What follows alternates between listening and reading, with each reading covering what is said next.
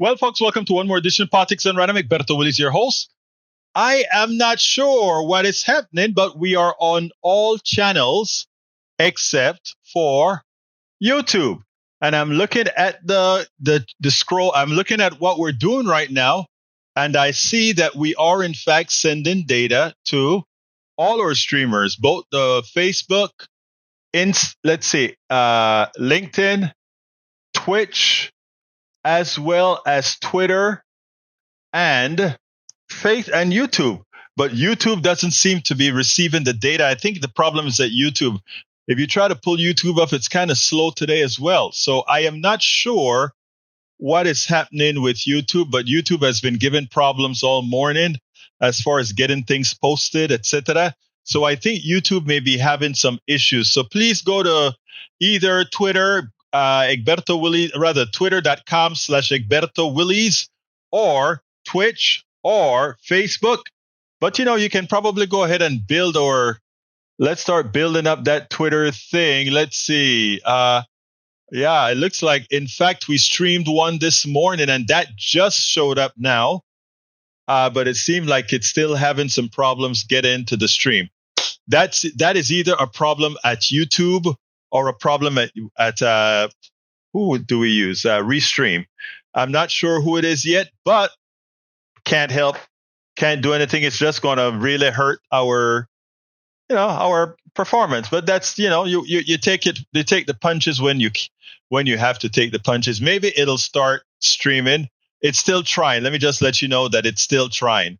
And I probably should try to go to the YouTube encoder and see what's happening at the YouTube encoder. And let's see if there's anything that is showing up at the encoder. Yeah, the encoder shows that it's trying to receive data. It shows that it's trying to receive data, but for some reason they're not connecting. Yep. They're trying. All right, let's just go ahead and get started, and with the expectation that eventually it'll start working. Let me requeue it one more time and see if shutting it down and shutting it back up will somehow cause it to work again. What is the Twitch site? Radin, give Bridge MCP the Twitch site. Please enter it into the system. I think it is twitch.com/ewillies. I think that's what it is. Let me go ahead and put twitch.com. Let me go ahead and check it. twitch.com/ewillies.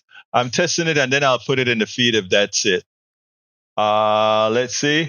Yeah, it is twitch.com/ewillies. Twitch.com/ewillies. Thank you very much for that as well. All right, at twitch.tv/ewillies. Thank you very much for that, Radin. Appreciate that. Anyway, let's go ahead and get started. Went to check my blood pressure at the doctor today. It's close to normal, a little bit on the high side, but a lot better than it was before. It's not blowing my head off at this point in time. So for that, I'm happy. And by the way, it seems like the YouTube stream is up. Apparently, they were able to connect.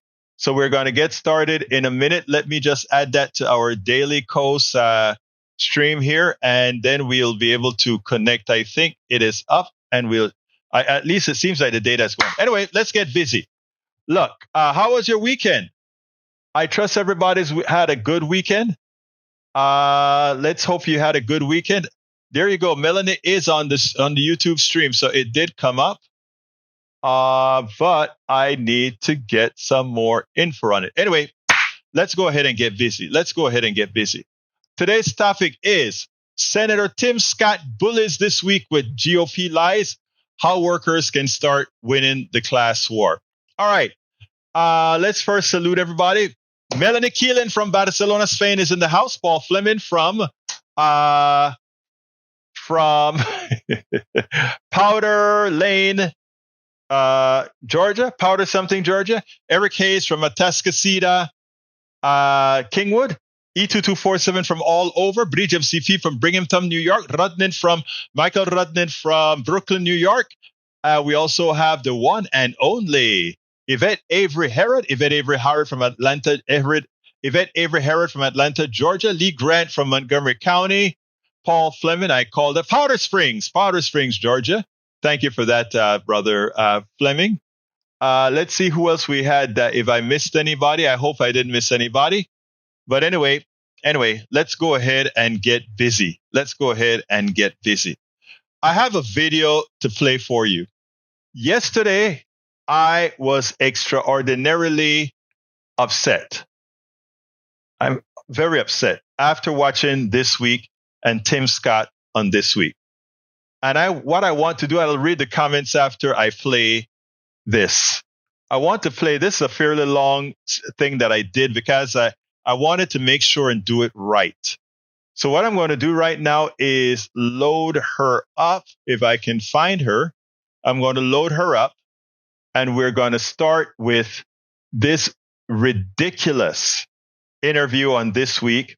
And it's one of the reasons the GOP still has a chance. Just Tom C says, just got in from hot, humid Houston weather, moving into Michigan this week. Yeah. Houston weather is moving in and it's going to get you. We're very difficult. But anyway, here is the video and then we'll go to the comments afterwards. Check it out. Here is an example of why Americans are so ill-informed. I mean, first of all, it seemed to me like Jonathan Karl was not prepared for this interview.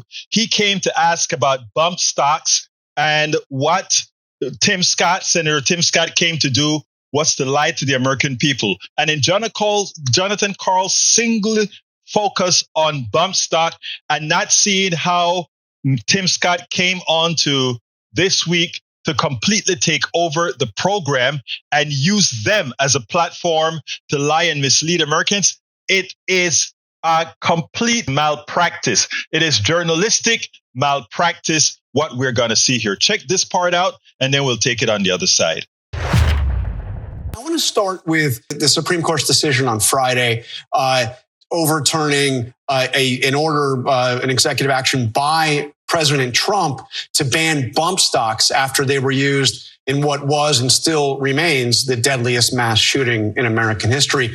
Were you satisfied with that? Have any concerns about that decision? John, it's simply this. We trust and believe and respect the decision of the Supreme Court. What we need to focus on, John, is the violence that we're seeing across this nation. Under Joe Biden, we've seen the greatest increase in violent crime in my lifetime. And so focusing on ways for us to reduce that crime means getting 4 more years of Donald Trump. Under Donald Trump, we actually respected law enforcement. Under Joe Biden, we've seen the movement to defund the police, leaving communities like the one I grew up in devastated and ravaged by a wave of violent crime that we have not seen literally in 5 decades. Actually, Senator, as you probably know, the latest stats on violent crime and on the murder rate, they're actually down this past year. But let me get back to my question about the Supreme Court's decision. Well, let's take a look at those. Let's take a look at those crime rates. We've seen over 4,000 shootings just in the city of Chicago. We've seen a spike in violent crime. It's nice to see something plateau, but the fact of the matter is simple. Under Joe Biden, neighborhoods like the ones I grew up in have never been ravaged. But back like to the one that raised me are trapped in their houses from the time the sun goes down until it comes up again. So to my question, though, on bump stocks, would you now favor a Congress acting to ban bump stocks? You had said after that shooting in Las Vegas that if the vote came up, it would sail through Congress. So are you in favor of that ban right now? Well, I'm strongly in support of the Second Amendment, but what we're going to do in the party, and I asked about the ban on bump stocks, not the Second Amendment. We're going to focus on the priorities of the American people. And what the priorities of the American people are today is to focus on closing our southern border. Under Donald Trump, we had a precipitous drop in illegal border crossings. Under Donald Trump, under Joe Biden, we've seen an explosion. 10 million illegal immigrants have invaded our country, leading to migrant crime that we just saw just yesterday. Okay. A mother of 5 killed by an illegal immigrant. So what the focus will be is on the safety of the American people. That starts with focusing on our southern border. Okay, so you're not going to answer that question. Jonathan Karl, correctly, he did the right thing, right? Tim Scott lied about the crime rate going up. In fact, it was such a big lie to say, this was the biggest crime that we've seen in my lifetime. Complete lie. Not only hyperbole, it was just a lie. Jonathan Karl came back and said, no, sir, I'm sure you know that the crime rate is down. And it's not down a little. It is down a lot. That we get these crime scenes in major media markets that explode them relative to what's really happening in the country. That's on the media who's misrepresenting what is really happening. But Jonathan Karl made that correction as he should. But then what did Tim Scott do? Tim Scott went ahead and moved from crime rates being high to then personalizing different communities that may see violence in their communities. And Karl let that stand. He let him reframe the debate, as opposed to saying, well, those crimes are occurring because of policies that Republicans refuse to pass that would prevent those types of crimes in your communities. Isn't that right? I mean, there was so much that Jonathan Karl could do there to go ahead and force Tim Scott into not lying to the American people, because when he has to answer specifics, at that point in time, he has to do something else. Now, let me give an example of how Tim Scott had to change the subject and would have had to do the same when he was hit appropriately. When Jonathan Karl said, well, I am still, what I really want to know about is bump stocks. And he kind of centralized him on bump stocks again. And Tim Scott switched the argument about, I support the Second Amendment. We really need to talk about things that the American people are concerned about, and then he immediately jumps to immigration. And Karl's retort was simply, I guess you're not going to answer the question, and then allowed Tim Scott to go ahead and change the subject and make the case. It seemed like Tim Scott came there to interview John Karl and tell John Karl what he wanted on that in that segment. But let's continue. Let me get to Donald Trump's visit to Capitol Hill. I want to ask you about a few of the policies he spoke at in the meeting with the House Republicans and with the Senate Republicans. During the meeting with House Republicans, he declared that he, quote, loves tariffs. I'm just wondering, do you, I know you've been a free trader for as long as I've known you. Do you love tariffs now? Listen, one of the things that we have to do is recognize that we should focus on free trade, but free trade requires a fair competition.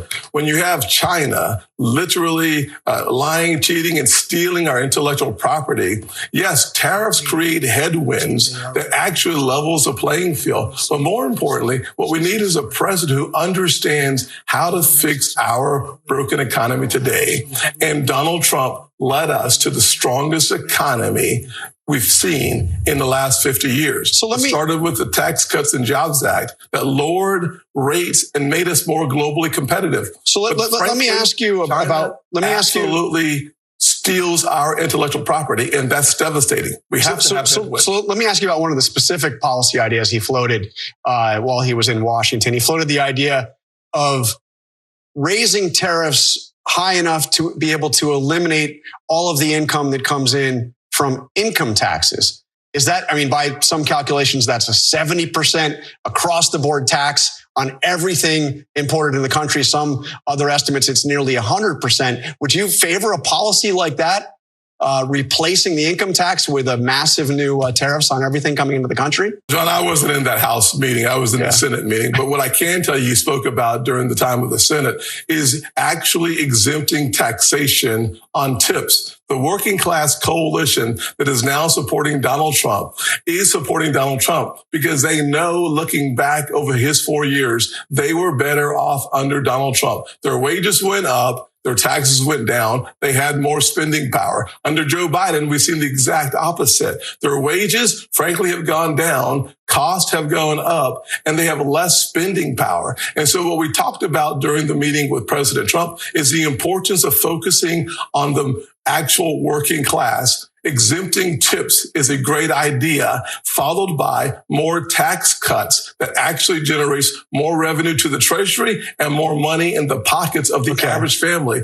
John, when we did this in 2017, we saw revenues go up to the Treasury in 2018 and 2019 and $4,000 back in the pockets of the average family. So there again, Jonathan Karl allows the Senator Tim Scott to use his platform, the ABC platform, to lie to the American people. Donald Trump had the biggest economy in 50 years. Look, it's not like we don't have the data. Even before the pandemic, if you take the pandemic years out of the equation, the Biden economy still outperforms Trump's economy, which was nothing but the extension of Obama's economy. As far as chips and all these other things, it wasn't Donald Trump who got a infrastructure bill that created a whole lot of the type of employment that we have today. That is employment in galore, the biggest, the largest amount of employment ever. It hasn't been Donald Trump who went ahead and drop the poverty rate. It hasn't been Donald Trump who did any of these things. But you hear Tim Scott comes on and make these statements, and then we have Jonathan Karl in his tunnel vision in which he's doing this interview, not saying, oh, that's not true. Donald Trump accumulated $7 to $8 trillion in debt when he left office. What are you talking about, Tim Scott? One, employment was at its lowest when he left, pandemic or no pandemic. He didn't live on, he was not a great president economically. Secondly, the tax cut he gave for the rich was permanent, and the tax cuts, which were minute, that he gave to the middle class expires. So come on, Tim Scott, or come on, Jonathan Karl. Why is it that we allow these guys to come on TV and simply lie and make believe that things are the way they aren't? And once you don't push back for the truth, the media is not doing its job. If you allow these guys to come on and you don't challenge the lies that they tell, you must be prepared for this thing. I wrote a whole article on this particular economy. And we should have those multimillionaire hosts that are on TV doing the right thing. It's not that difficult. The data is right there for all to see. So this was Trump's first visit to Capitol Hill since before the attack on January 6th. I want to play something for you that he said just days before he came back to Capitol Hill about those who have been convicted for attacking the Capitol. Take a listen. J6 warriors, they were warriors, but they were really more than anything else. They're victims of what happened. All they were doing is protesting a rigged election. So do you buy that the people that came in, beat up Capitol police officers, broke into the building, that they're warriors, or he's also called them hostages, that they're victims? Do you agree with that? Yeah, anyone who attacks an officer, whether on the Capitol grounds or any place else in the country, should serve time.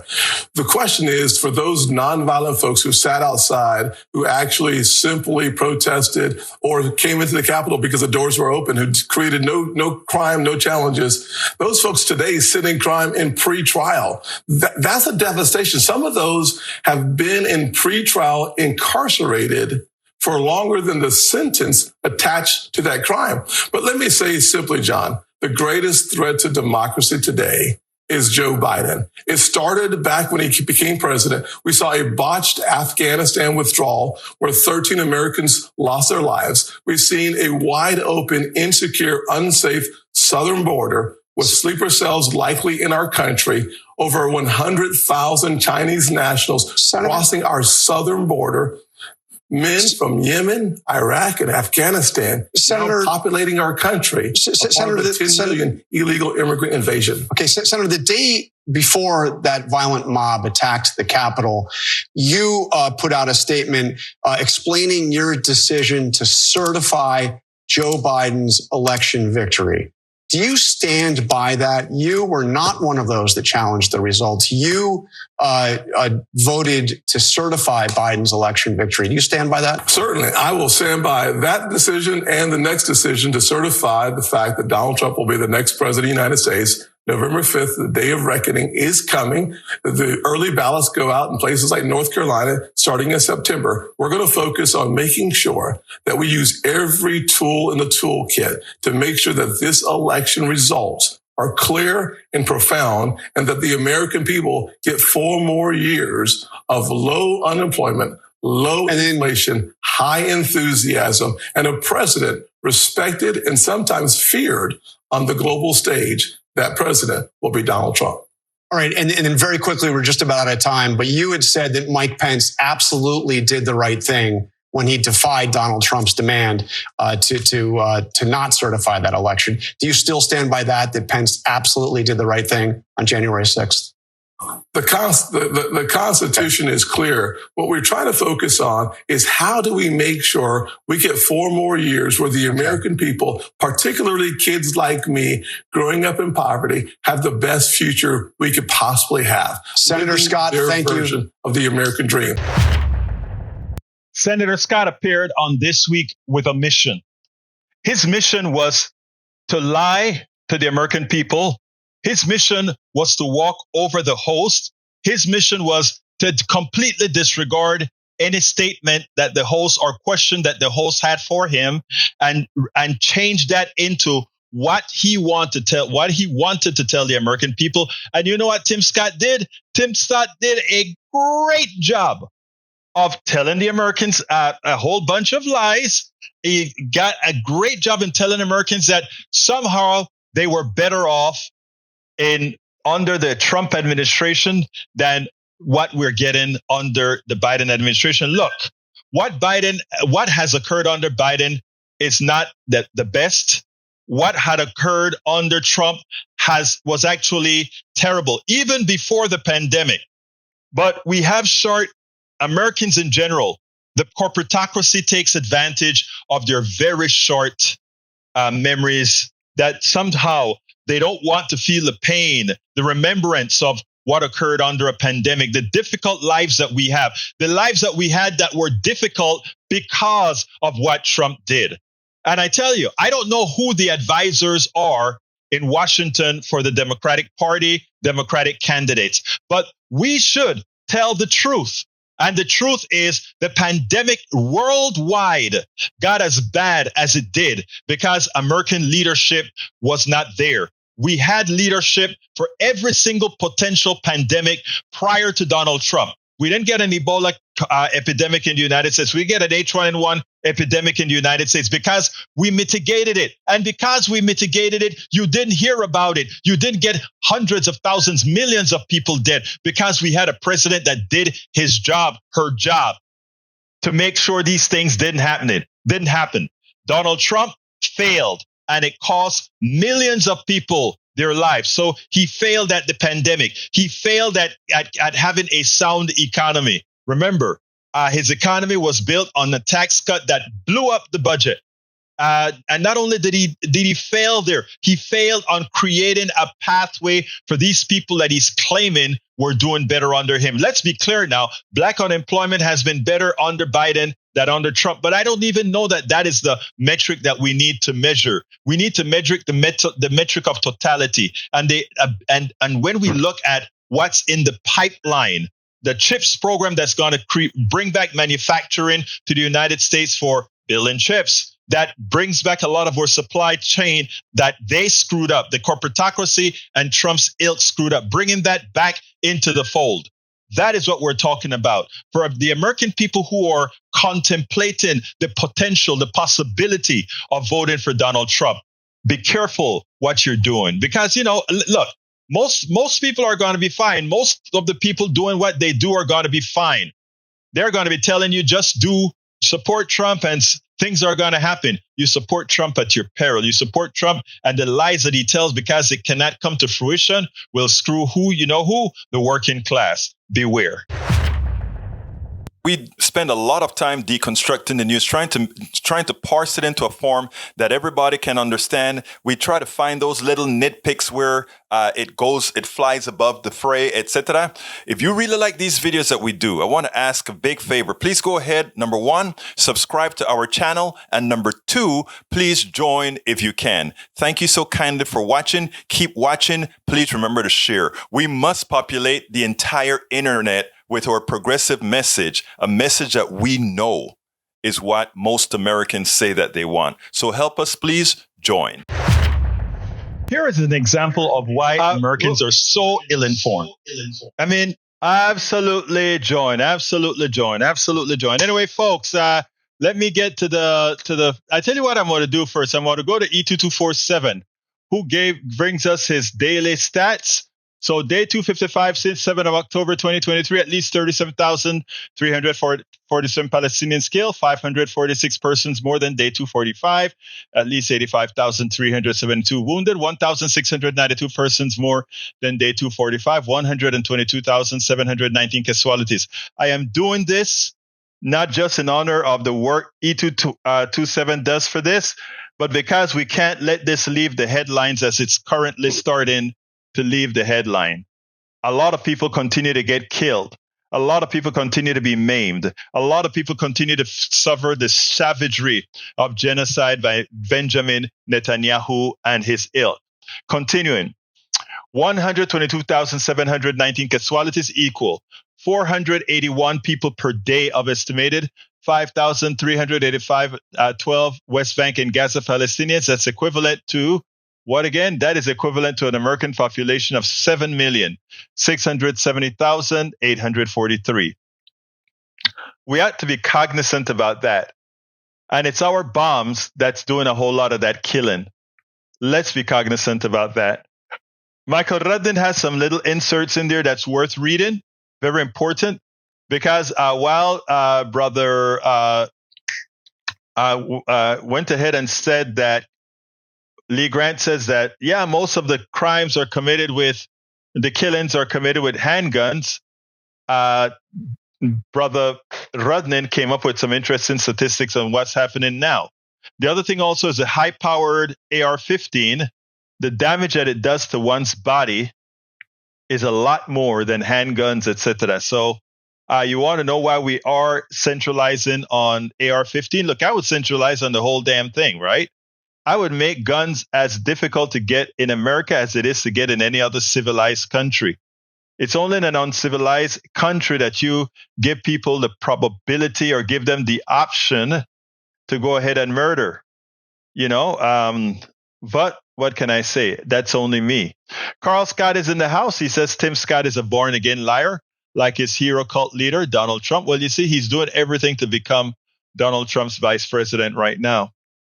Eric Hayes says, question if our currency is sovereign and we can print as much as possible, why are we paying taxes? Believe it or not, there is a group that points out that technically speaking, we don't need to pay taxes. But there's a balance between using taxation to control inflation. In other words, what you do is you can take money out of the market, and you have to have some balance between money and supply. And I don't mean the evil part that corporations play where if they know you have money, they're going to make the prices meet the amount of money you have. That's not what I'm talking about.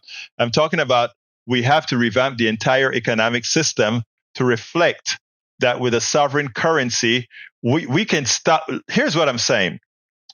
We can prevent our limitation of money from stopping progress. Let me give an example. Right now, we are having storms all over the country. California is drying out and the center of the country is flooding. Now, make believe we had an infinite, right now we have, let's say, a lot of immigrants want to come to the United States.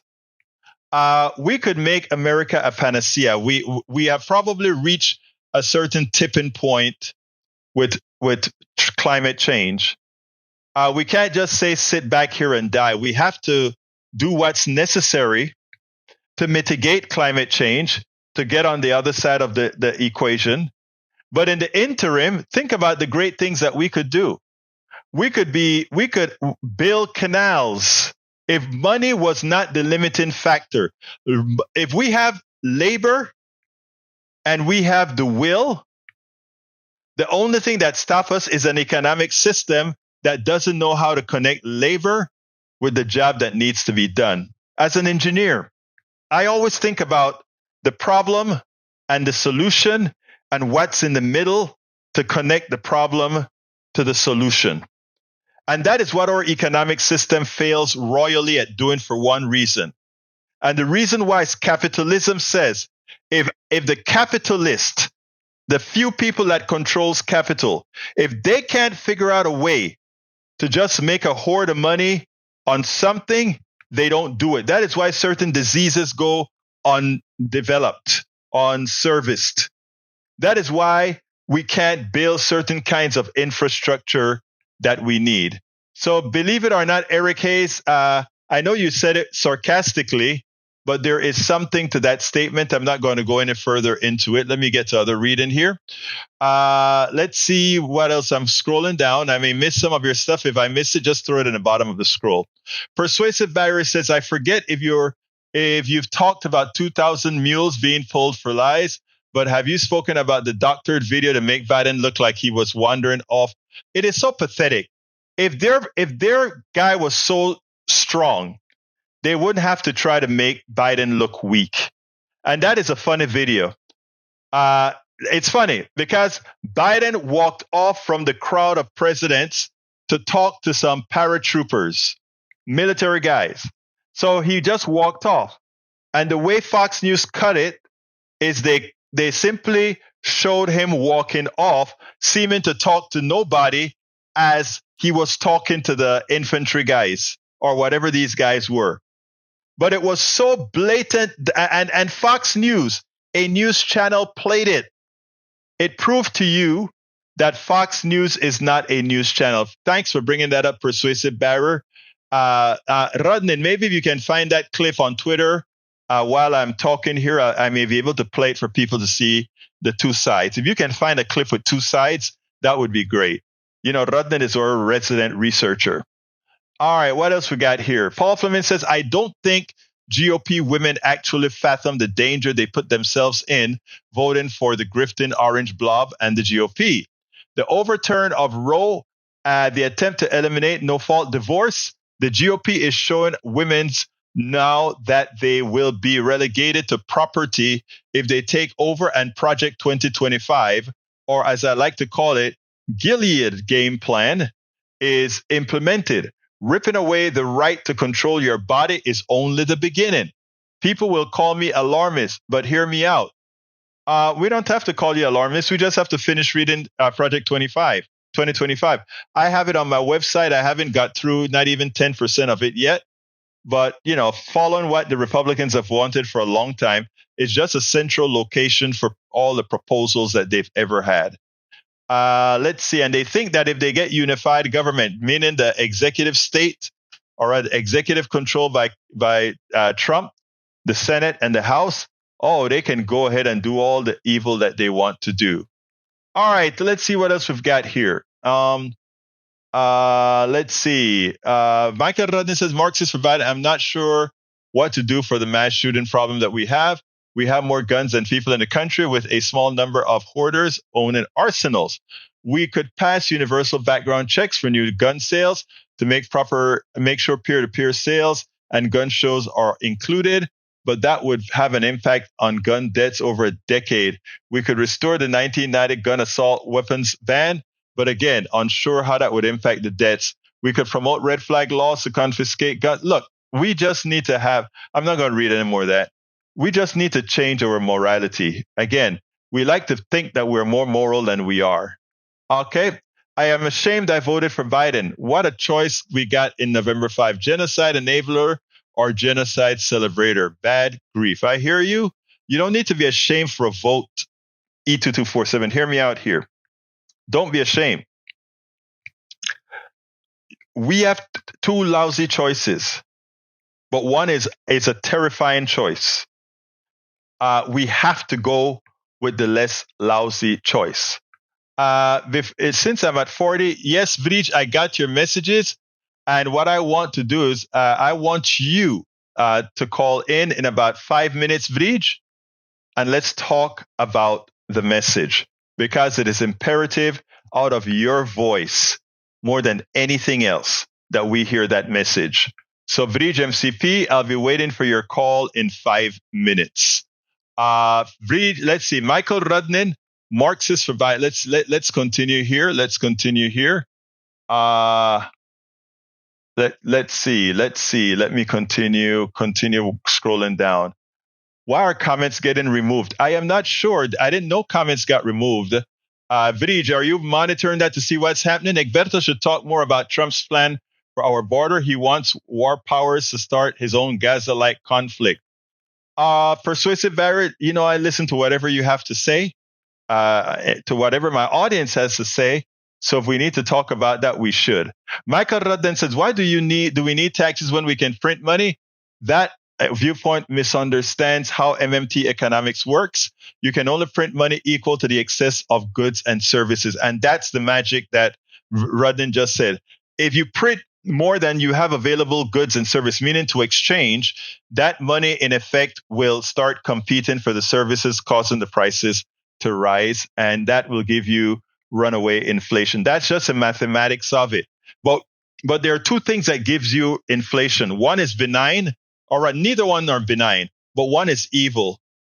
When corporations raise prices because they know you have cash in your pocket, when there's ample supply, that's evil. That is just saying that is tantamount to theft, which is what has occurred with this inflation. We never had shortages. There was never a shortage of oil. There was never a shortage of all these things.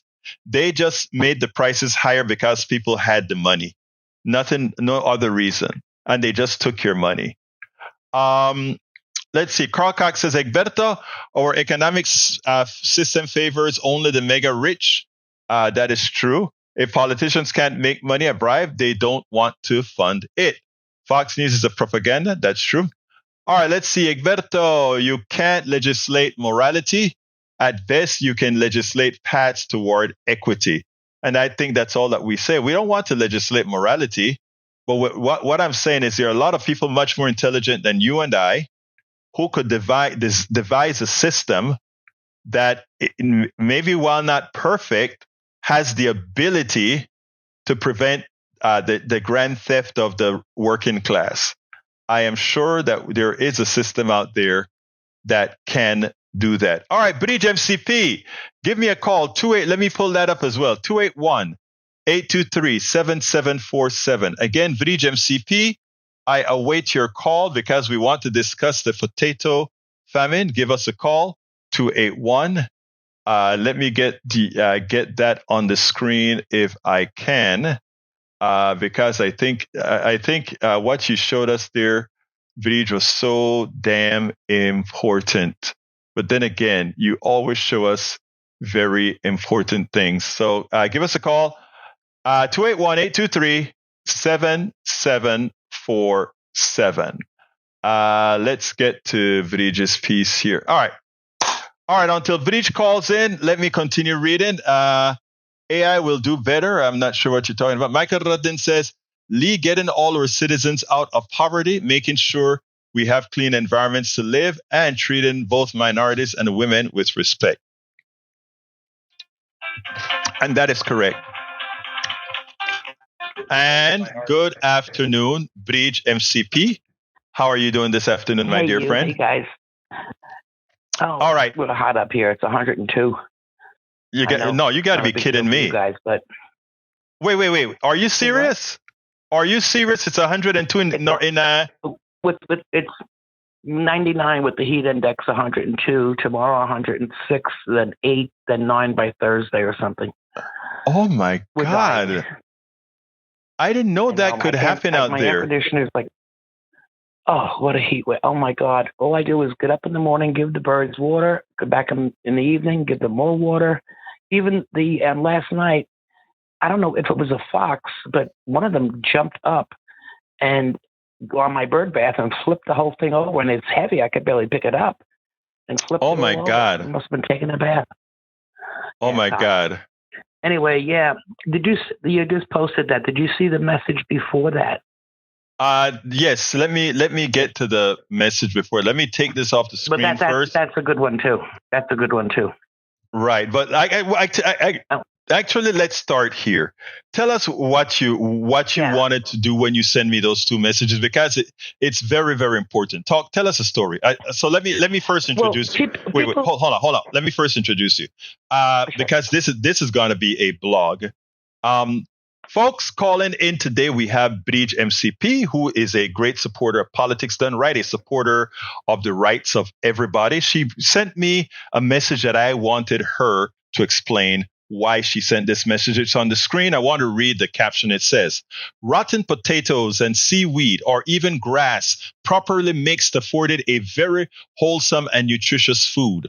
All knew that Irishmen could live upon anything, and there was plenty grass in the field, though the potato crop should fail. That was the Duke of Cambridge, January 1846. Tell us about it. Well, the other post says that there never was a famine. There was a genocide, which I wanted E2247 to hear. And people think, like, if America lost corn, would we all die? Would 1 million people die if you didn't have corn? No. So why did 1 million Irish people die when Spain, Italy, so many countries were sending shiploads of food, meat, and all kinds of food to Ireland to help us because we had a famine? And during then, yes, they did eat potatoes, but they ate other things. Well, the British took them away. They were the ones that controlled the actual poultry and meat, and they took it away. So they took the Irish, and like that picture shows you, why can't they eat grass? Grass is a nutrition, wholesome food. Meanwhile, they took all the shiploads of food that was coming and put it in a warehouse, and they took Irish people over to England, and they made them unload the food and gave them pennies. I mean, nothing. They didn't even give them food to eat.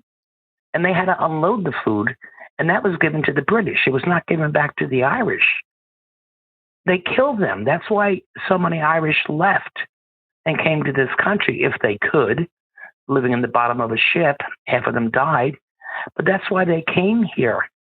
So in relationship to what's going on in Israel and Palestine, it's genocide. And the British government, I think it was about 20 years ago, and I'm not going to have the numbers straight, but they were fined, I don't know, $5 billion or 25 million, a ridiculous amount of money for what they did to the Irish. But people think, oh, you just had a famine on potatoes. What's the big deal? That's how the British government controlled you. They separated us and controlled us, our country. And people think, oh, look at the royals. Aren't they handsome? Oh, look at the queen. Isn't she wonderful? No, they're not. They ruled everything back then, and they rule a lot now, but they lost a lot of their territories. Places became republic. They didn't want to be ruled by them anymore. They were torturous. They were horrible, horrible. I mean, look what that guy said. They can eat grass. Well, you eat the food that Spain gave us to eat, that we had to unload for you. So it's very difficult when I see people not understanding what's going on with Palestine and the genocide that's going on. I'm not saying Israel as people are bad. We know, terrorism is wrong. You can be against terrorism and still be against the government that's doing genocide. They're doing the same thing blatantly. And no one's really talking about it. I have a very, very Jewish friend, and we had to stop talking because she said, I don't know what I'm talking about. And I said, okay, she said, we can agree to disagree. And I said, no, that's for coffee and ice cream colors. This is a fact, what's going on. I mean, even today, what is it? Netanyahu's war person quit the other day, and now he dismantled the entire war council, whatever they call these things. I mean, he knows. And the whole country, the whole world is against him. But getting back to Ireland, this happened to us, our people. And no one knows. They think it was just a famine. It was genocide. There was over 1 million people that died. and over 1 million or 2 million, I think, left, and almost 1 million people that were left sick and hungry. I mean, they almost got to the point that it didn't come to it, but they almost got to the point of eating their own. It was horrible. So that's why I wanted to send that to you, that people don't realize how bad this is, how bad it was for the Irish. What I wanted to do, and why I wanted that in your words as well, is that history being told usually is told by the victor or the oppressor, the one who has the power to do so. And those who lived under it, they simply acquiesce to it. So we have to listen to what Netanyahu says about how bad the Palestinians are, when we know they're Palestinian terrorists and then they're the rest. The fact of the matter is, what he's effecting on Palestine right now is genocide in the name of Israel. Not the Israeli. The Israeli people really are being taken into this action. But again, it's he who is evil, who is effecting the genocide. And for those of us who've lived through what some more stronger country has been able to do to a weaker country, and then propagandize it as something that it isn't. You are empathetic. You can be empathetic enough with Palestine or Gaza and the West Bank. And I noticed that the parliament in Ireland is as well. They are very sympathetic towards Palestine, and there is a history there that many don't understand. Myself, being from Panama, go ahead, please. I was going to say, way back when people don't. The IRA was labeled as terrorists incorrectly, but not really. I mean, some things were bad, but the IRA were named as terrorists. So now all of a sudden it's an international, they're terrorists, and all they were doing was trying to fight the British Army that took over their country. I mean, the other terrorist group was the UDF, that was the Protestant people, and you can look them up in the phone book. But the IRA were outlawed and terrorists. So when you beat a person bad enough, they're either going to acquiesce or they're going to stand up and say, no, we're not doing this anymore. Enough. So back when the IRA was starting, the PLO was around, if people remember that. And the IRA and the PLO were very close in relationships with whatever ammunition and guns they were doing back and forth. That was a big thing. So the Irish have always stood up for Palestine. Unless you remember, it was always called Palestine, and they always got along, Jewish and the Palestine Muslims, people. Yeah. They always got along. Muslims. They always got along until that whole 1948 stuff started. But I cannot understand how a people who went through a Holocaust, well, not those people now, I mean, their relatives, could do this to another person. That's why, the Irish don't get to be racist. They're not allowed to be, because we've gone through this stuff. We understand what goes on. It happened to us. It's never happened to this country. Could you think about just taking the northeast of the United States and saying, oh, France owns it now. Oh, you can't vote. You can't speak your language. You can't be whatever religion. You have to be this religion.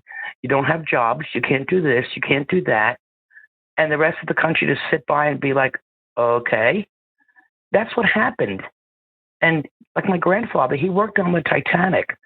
He was a painter. And when he was born, his mother knew to give him a Protestant name, William.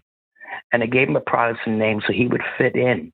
And he had to walk a big mile around in a circle so he could meet up with the other, what they call prods, to go to work on the Titanic. If you have found out that you were actually Catholic, you were burnt into that molten steel and put into that ship. My grandfather's diary says we all knew that ship was doomed. It was never going to make it anywhere.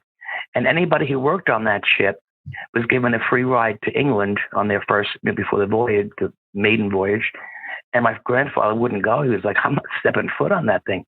There's so many hundreds of Irish people into the hull that they found out that they were Catholic, put them into the steel, and right into the hull they went. People don't know these things. They listen to what the British government says. not what really happened. And it's happening in this country too. They're flipping like that guy you just had on, Tim Scott. Oh my God. But anyway, I digress. So I just wanted to tell you that what happened is happening in Palestine because they say it's Hamas. They can say what they want. It's not. They want them out. And this is how they're doing it.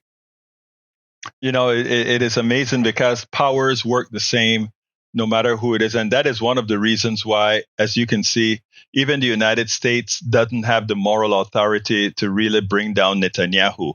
I mean, I always bring up the story about Panama and the amount of people that got killed because there's a disagreement between the American government and Manuel Antonio Noriega in Panama. Thousands of Panamanians had to lose their lives. Thousands. That just showed that these lives had no value to us. And it's the same thing that we find that is occurring in inside of Gaza. It's the same thing that happened ultimately in Ireland. It's the same thing that happens all over when these powers take command. And they're the ones who write the history. They're the ones who indoctrinate their people into not hearing truths. But thank you. I wanted you to come on and tell this story because, again, very few people know that really the potato famine was really a British genocide. Yeah, thank you, Egberto. I didn't mean to make a big deal out of it. I just this is what look where I'm coming from on things. Yes, this is important. This is important because, again, before you go, I want to say something that really upset me this morning. TikTok has been a great platform for people who are unable to get their message verifiable. I mean, there's a whole lot of junk on TikTok, just like there's a whole lot of junk on Instagram and Facebook, etc. But if you follow reputable influencers, a lot of them are professors, engineers, doctors, etc., that have positive message to tell. And there's so much that's coming out now on the French in Africa. Again, that I said, it's verifiable. There's a lot of information out there. The reason we don't know it is just the mass of information out there. And that they've sent me reading about France in Africa. They've sent me reading about all these different stories. What the West fears the most about TikTok is that it's an intelligent platform that can be used for good and can be used for evil. But when it's used for good, the power that it has to inform is amazing. And it's creating an educated populace. You know what's strange about TikTok is they want to get rid of it, but they want the Americans to own it. Right. What the American company wants to, I don't know what they're right. They want it now. They can control them. They're going to have it their way.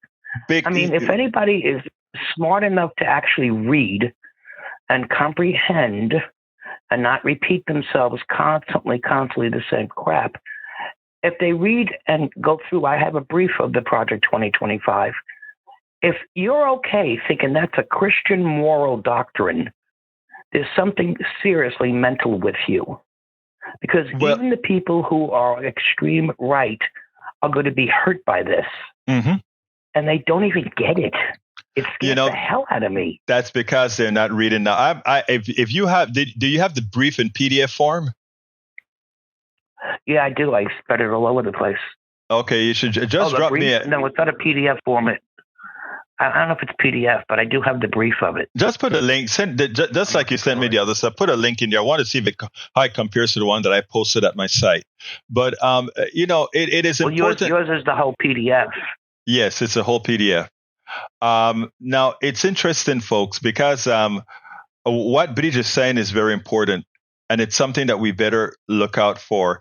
And when you see that an American company wants to buy TikTok, the same thing that they've done with our mainstream media, like that interview that you just saw there. You want to get ice cream or do you want to get real stuff? They want to turn it into something that they can control that doesn't give you the opportunity to learn. That's what it's all about. But anyway, Bridge, send me that link and there you go. I appreciate it. Look, thank you so kindly for calling in, and we are close to the end of the show. So let me go ahead and do my ask I must. Have a great day. Thank you, Bridge. All right, Bye. folks, look, that was Bridge MCP, one of our great supporters and ardent member of the PDR posse, like many of you are. Great conversation that's been happening inside as I was speaking to Bridge. But folks, a persuasive barrier, is it persuasive barrier that tells me that we were talking about voting for the lesser of two evils? Remember to bring that discussion up tomorrow because I want to take it a little bit further. So let's go ahead and do that persuasive barrier. I got to do my ask right now and ask you to support the program. We had interestingly, we went from 103 subscribers to our newsletter to 110 over the weekend. We still need hundreds more, but that's move. So I want to ask you all to support the newsletter if you have the wherewithal to do so, if you are able to, a coffee a month or so. Just go ahead. Let's see. Bruce Pollard, welcome, my brother. He said, history shows individuals make decisions that are bigger than themselves and may not even affect them. See Treaty of Versailles. Okay, I'll do that. Or maybe you should come on and talk about it. Let's see. So support us at our newsletter. Please go to politicsandright.com/newsletter. Become a monthly subscriber. It's a coffee a month, and that helps. I need over 1,000 subscribers to break even, and as you can see, I'm nowhere close at this point. But you guys can start one at a time. You guys can ask your friends to support our endeavor, support our project. Over the weekend, I sent out an ask on Substack, and what I should do is go ahead and let me go for a minute here and get to the right screen. Let's go to the right screen for that. Bear with me 1 second. I went ahead and sent out a Substack, giving you all a little message here. Maybe I can find it. Maybe I won't. Who knows? But there it is. Check out this Substack and for the ask, share that around if you can. I'm trying to get more subscribers to our newsletter. Again, a coffee or so every month. It really goes far in ensuring that we can continue doing that. And I just put the link into the stream. I should actually put the link inside of the TikTok, or not the TikTok, but I don't think it goes over to X. So I should put it in X as well. So, but anyway, folks, I got to get out of here. Please support the show. I have the link inside there. You can make a difference. You can make sure that we continue doing what we must do here without fail. It is in your hands. Anyway, I got to get out of here. My name is Egberto Willies. This is Politics Done Right. And you guys know how I end this baby. I am what? Out. We spend a lot of time deconstructing the news, trying to parse it into a form that everybody can understand. We try to find those little nitpicks where it flies above the fray, etc. If you really like these videos that we do, I want to ask a big favor. Please go ahead. Number 1, subscribe to our channel. And number 2, please join if you can. Thank you so kindly for watching. Keep watching. Please remember to share. We must populate the entire internet with our progressive message, a message that we know is what most Americans say that they want. So help us, please join.